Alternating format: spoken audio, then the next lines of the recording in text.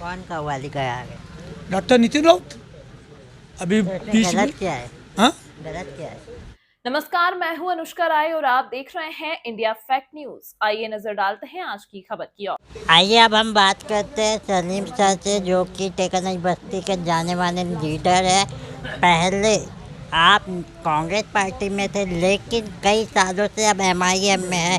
सबसे पहले तो मैं यही जानना चाहूँगा सर, पार्टी क्यों बदली आपने? सबसे पहले ये जानना चाहूँगी कि पार्टी क्यों बदली। ये सवाल अगर आप आमदार से पूछते तो ज़्यादा बेहतर बताता। मेरे को आज पार्टी बदलने को 2 साल हो रहा है। जिस वक्त आमदार चुन के नहीं आया था 2014 के अंदर में, जब वो हारे थे, उस वक्त भी मैं उनके साथ में था और 5 साल कंधे से कंधा मिला के साथ में था। मैंने पार्टी जब बदली, जब कोई नगर सेवक बनकर आता है तो उसको खुशी होती है, वो आखिरी तक के उसके साथ में चलकर वो सोचता है कि कुछ काम मेरे समाज के, मेरे लोगों की हो जाए, वो साथ में रहता है। आमदार बनता है तो वो साथ में रहता है। मैं वो व्यक्ति हूँ कि जिस वक्त पालक मंत्री का पद था और मंत्री पद रहते हुए मैंने आमदार को छोड़ा। जो आमदार, जो मंत्री मेरे कौम का नहीं है, वो मेरा नहीं है।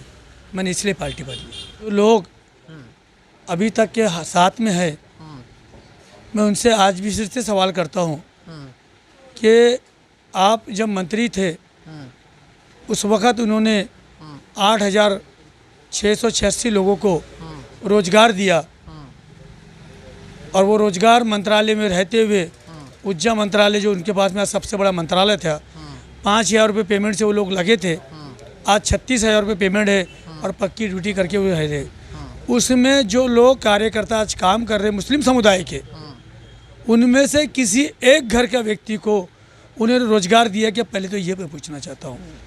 दूसरी बात मैं पूछना चाहता हूँ, उन्होंने 450 शिव थाली बांटे उत्तर नागपुर के अंदर लोग कार्यकर्ता को, उसमें से कितने मुस्लिम समुदाय को शिव थाली दिया जिसका रोज़गार चले? उन्होंने जो भी मुसलमानों को दिया वो एक लॉलीपॉप दिया। मैं पूछना चाहता हूँ डॉक्टर नितिन राउत साहब से कि आप पालक मंत्री बनने के बाद में जितना फंड आपके पास में था, खजाना था आपके पास में, जो विधायकों को आप बांटते हो, उसमें से मुस्लिम समुदाय के कल्चर सेंटर, शादी खाना, हज़रत बाबा ताजुद्दीन ट्रस्ट, इनको तुमने कितना फंड दिया? आज 20 सालों से हमारे को शादी खाना, कल्चर सेंटर के नाम पर वोट मांगे जा रहे हैं। इस बार जनता जागरूक है, समाज जागरूक है। अभी तक उनके पास विकल्प नहीं था। पिछले बार भी हमारी कीर्तिताई डोंगरे जी यहाँ से इलेक्शन लड़ी थी और तकरीबन 9,500 वोट लिए थे उन्होंने, इतनी ताकत से। और समाज उस वक़्त जो है असमझ था कि हमने क्या करना चाहिए करके, फिर भी इतनी ताकत से उन्होंने दी है। इस बार पूरा विकल्प है। इस विकल्प के साथ में समाज और दलित समाज, ये दोनों आज क्या थे, MIM के साथ में खड़ी है। जैसे कि आप बता रहे अभी विकल्प है कीर्ति डोंगरे मैम, तो आप इतने दिनों से इनके साथ काम कर रहे हो, तो कैसी महिला लगी? क्या वाकई में इनमें दम है? खुशी है मुझे तो, मेरी बहन के ऊपर में गर्व है। अच्छा। और उससे भी भाई के ऊपर में गर्व है। जितने भाई लोग, हम समाज के लोग मिले उनको, उन्होंने तो मुझे लगता ही नहीं कि मेरे जीजा को एक बार फ़ोन करके पूछा होगा या उनका फ़ोन आया होगा, क्योंकि भाई जो है उनके साथ में कंधे से कंधा मिला के खड़े हैं। जब बहन मान लिया किसी को हमने, तो उसका फ़र्ज़ भी निभाना हमारे को आता है, और वो खुद जानते हैं और उनके समाज के लोग भी जान रहे हैं कि हमने उनको जो है किस तरीके से, उनके नाखून को भी तकलीफ नहीं आएगा, अभी भी नहीं और आगे भी नहीं। हम और हमारा समाज कीर्तिताई के साथ कंधे से कंधा मिला के खड़ा है। इससे पहले भी हम विधायक के साथ 15-20 साल खड़े हुए, 3 मरतबा मिनिस्टर बनाया। उन्होंने एक ही चीज़ समझ लिया है कि मुसलमान कव्वाली करवा के, मुसलमान को बिरयानी खिला के मैं वोट ले सकता हूँ। तो मैं चाहता हूँ कि इस बार जो कव्वालियाँ करवा रहे हैं और जो बिरयानी खिलाने की बात कर रहे हैं, कौन कव्वाली गया है? डॉक्टर नितिन राउत अभी तो इसमें बीच में। गलत क्या है? हाँ, गलत क्या है? कव्वाली से वोट होते हैं। अभी कव्वाली को क्या किसी का उरूस है कि नितिन राउत का उरूस है? तो ये जो कव्वाली करवा रहे हैं उनसे पूछो कि नितिन राउत का उरूस है क्या, जो आप कव्वाली करवा रहे हो? हाँ, वहाँ कव्वाली करवा के जब पब्लिक ही जमा नहीं हो रही ना, क्या बात कर रहे हैं? जब जनता नहीं आ रही है तो उसको बुलाने का विकल्प है। अच्छा। वो विकल्प के माध्यम से बुला रहे हैं। हाँ। अब उस विकल्प के ऊपर में आकर विकास की बात तो कर ही नहीं सकते, क्योंकि उन्होंने विकास किया ही नहीं है। जो भी विकास का उनका पिछला एजेंडा था, इस बार का एजेंडा देखिए। पिछले बार तो बड़ा बड़ा कल्चर सेंटर दिखाया उन्होंने, बड़ा बड़ा शादी खाना दिखाया उन्होंने, हाँ, बीच में ईदगाह दिखाया। ईदगाह दिखाकर हम दो मुसलमानों को उन्होंने लड़ाने का काम किया है। क्या ईदगाह है तो नमाज नहीं पढ़ रहे थे हम? शादी खाना अगर नहीं मिल रहा तो क्या हमारे बच्चों की, हमारे सब लोगों की शादियाँ नहीं हो रही थी? कल्चर सेंटर के अंदर क्या पढ़ाई नहीं हो रही थी?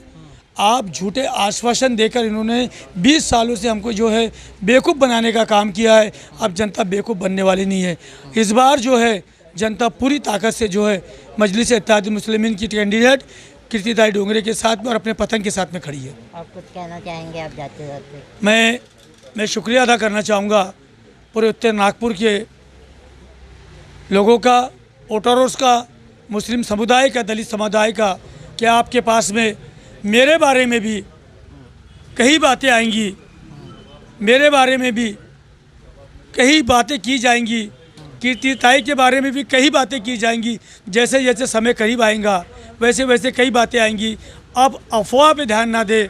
आपको अगर ऐसा लगता है तो हमारे से आके संपर्क करें, हम लोगों से मिले, हमारे पदाधिकारियों से मिले और हमसे आके पहले गुफ्तगू करें, बात करें।